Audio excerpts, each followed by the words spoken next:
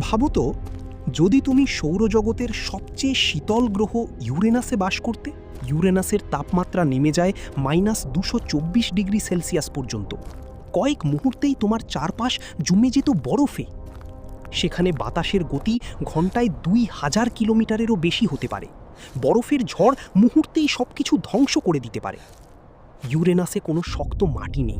পুরো গ্রহটাই তৈরি বরফ, গ্যাস আর গভীর রহস্যময় মেঘ দিয়ে। সূর্য ইউরেনাস থেকে এত দূরে দেখা যায় যেন আকাশের ছোট্ট এক আলো। সেখানে দিন আর রাতও পৃথিবীর মতো নয়। ভয়ঙ্কর ঝড় আর জমাট ঠান্ডার মধ্যে বেঁচে থাকা প্রায় অসম্ভব হয়ে যেত। এক মুহূর্তের ভুল মানেই চিরতরে হারিয়ে যাওয়া।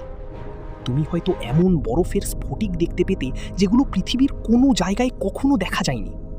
আর যদি তুমি সেই ভয়ঙ্কর ঝড়ের মধ্যে আটকে যেতে, তাহলে ইউরেনাসের অসীম ঠান্ডা তোমাকে মুহূর্তেই গ্রাস করে ফেলত।